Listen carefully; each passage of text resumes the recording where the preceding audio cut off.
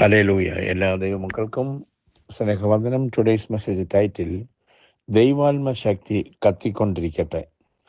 അപ്പോസ്തല പ്രവൃത്തി 1-ാം അധ്യായം 8-ാം വാക്യത്തിൽ വായിക്കുന്നത്, എന്നാൽ പരിശുദ്ധാത്മാവ് നിങ്ങളുടെ മേൽ വരുമ്പോൾ നിങ്ങൾ ശക്തി ലഭിച്ചിട്ട് എന്ന് നമ്മൾ വായിക്കുന്നുണ്ട്. പരിശുദ്ധാത്മാഭിഷേകത്തിന് നമ്മിൽ ഇടം കൊടുക്കണം. അഭിഷേകം തന്നിൽ പ്രവർത്തിക്കുവാൻ നമ്മൾ അനുവദിക്കുകയും സ്തോത്രം അങ്ങനെ ആത്മാവിൽ മുന്നോട്ട് പോകുമ്പോൾ സ്തോത്രം ദൈവവചനം പറയുവാനും നമ്മുടെ ജീവിതം അപ്രകാരമായിരിക്കുവാനും തക്കവണ്ണം ഇടയായിത്തീരും. ശിഷ്യന്മാർ സുവിശേഷം ഘോഷിക്കുവാൻ പുറപ്പെടുന്നതിന് മുമ്പ് ഉയരത്തിൽ നിന്ന് ശക്തി ലഭിക്കുവോളം യെരുശലേമിൽ കാത്തിരിക്കുവാൻ കർത്താവ് യേശു പറഞ്ഞിട്ടുണ്ട്. ലൂക്കോസ് 2:24-49 വാക്യത്തിൽ വായിക്കുന്നു. അവർ കാത്തിരുന്ന് ഈ സ്വർഗീയ ശക്തി പ്രാപിച്ചതിന് ശേഷം വിശ്വാസത്തിൽ ശക്തിമത്തായ അടയാളങ്ങളും അത്ഭുതങ്ങളും പ്രവർത്തിക്കുവാൻ അവർക്ക് കഴിഞ്ഞു.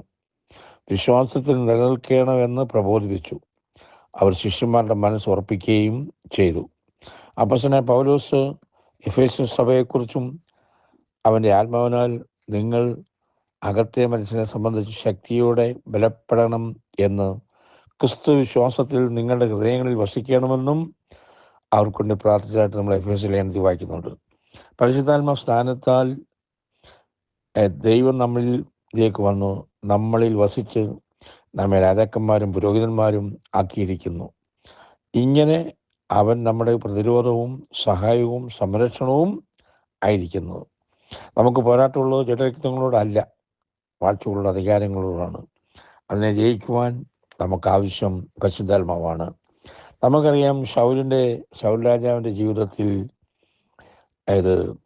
ദാവീദ് ശൗൽ രാജാവിൻ്റെ മരണത്തിൽ വിലപിക്കുന്നുണ്ട്. 2 ശമൂവേൽ 1:21 വായിക്കുന്നുണ്ട്, അവിടെയല്ലോ വീരന്മാരുടെ പരിചയം എറിഞ്ഞു കളഞ്ഞത്. ശൗലിൻ്റെ തൈലാഭിഷേകമില്ലാത്ത പരിചയത്തെക്കുറിച്ചാണ് പറയുന്നത്. പരിശുദ്ധാത്മാ അഭിഷേകത്തിന് നമ്മളിൽ ഇടം കൊടുത്തില്ലെങ്കിൽ ശൗൽ അത് അനുവദിക്കാഞ്ഞതുകൊണ്ട് അവൻ്റെ ജീവിതം ദൈവത്തിന് പ്രസാദകരമായിരുന്നില്ല. അവനെ പിന്നെ ഒരു ദുരാത്മാവ് ബാധിക്കുന്നതായിട്ട് കാണുന്നു. സ്തോത്രം.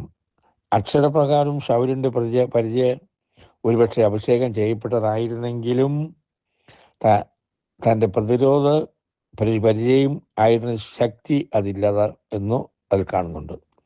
ആകെ പ്രിയ മക്കളെ, നമ്മളിലുള്ള ശക്തി ബലപ്പെട്ടു വരുവാൻ നമുക്ക് ആഗ്രഹിക്കാം, പ്രാർത്ഥിക്കാം.